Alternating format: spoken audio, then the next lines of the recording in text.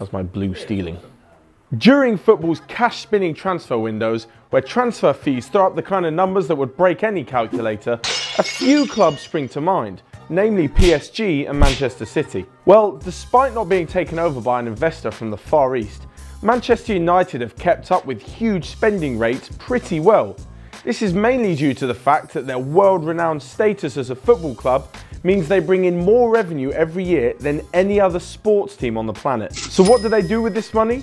Well, aside from spending over £230 million on wages, their money is locked and loaded into the transfer tank, and they have their sights aimed on a number of top targets. Here, I'll be looking at 5 different targets that Man U could sign in the winter transfer window. Now, despite Arsene Wenger's claims that Mesut Özil and Alexis Sanchez will both see out the remainder of the season, we're all familiar with the saying, money talks. If it transpires over the next few weeks that Özil and Sanchez show their intention to leave for free at the end of the season, this may lead Mr. Wenger looking to cash in come January. So where does that leave these two players? Well, as for Alexis, it looks like Bayern and City are leading the chase, and when it comes to Özil, Man United look to have their noses in front. The speculation has been floating around for a while now, and to be honest, Mesut Özil would fit in perfectly at United. Henrik Mkhitaryan's form has been largely inconsistent, and with Juan Mata fighting the years and his contract out at the end of summer, Özil would be a great signing, if not for anything but helping Romelu Lukaku refine his goal-scoring form. Sticking with the number 10 position, United could also simultaneously boost their squad and their homegrown ranking by signing one English player of the highest quality. In years gone by, the likes of Teddy Sheringham, Michael Carrick and Dimitar Berbatov have all swapped North London for Manchester. So what's stopping Spurs wonderkid Dele Alli doing the same? Much like Özil, Ali would bring creativity to that number 10 role in the United team. And although he doesn't get as many assists as the German, he has that unbelievable ability of being in the right place at the right time to get on the score sheet. And with the aforementioned Lukaku not really finding the back of the net, Jose Mourinho's men could really do with a goal-scoring midfielder.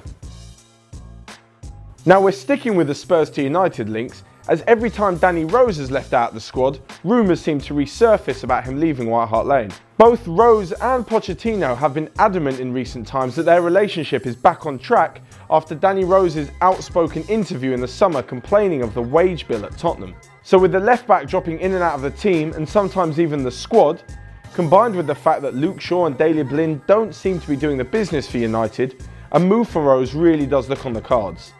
To be honest, I don't know how he survives on 65k a week. So with Zlatan Ibrahimovic returning from injury, does he play him instead of Lukaku, or does he play 2 up top? I've heard of a little and large combo, but never a large and large. And with Zlatan Ibrahimovic aged 36, although he'd say he could probably go for another 5 years, he's hardly the long-term option. So who are we going to look at when it comes to the perfect foil for Romelu Lukaku? Well, it's probably Antoine Griezmann. The summer transfer saga ended with the French forward saying he'd stay at Atletico for 1 more season, probably due to the fact that they were in a current transfer ban and they can't sign anyone else. But with no Champions League football to look forward to after the winter break, and with the seemingly impossible task of catching Barcelona on the horizon, Griezmann might fancy getting out while his stock is still high. To be honest, the Old Trafford faithful will probably welcome the Euro 2016 Golden Boot winner with open arms. So would most of the team. Unless you're Lukaku, that is. Having said that, a bit of competition never hurt anyone, Romelu. Now finally we come to someone who, if he went to United, it would rank as one of the biggest transfers in footballing history, even if the fees don't reach the heights that the Neymar deal did. There are times where it seems like a long shot, and other times where it seems like a realistic possibility. But could Cristiano Ronaldo really return to Old Trafford? It is well documented how much he loves the club, and with their favoured personnel Jose Mourinho in charge, all the right people are in the right places for a return. He hasn't made the best of starts to the season in the Spanish capital, and the Los Blancos fans are notoriously bad at getting on players' backs. So if they don't appreciate him, I'm sure the fans of Manchester United will. The question remains though, would he start? And if so, in which position? Well, there are 2 straightforward answers to those questions. Yes, of course, and B, wherever the hell he wants, it's Cristiano Ronaldo. So there we have 5 players who could potentially move to United in the transfer window. Do you think it's likely to happen, or is it absolute rubbish?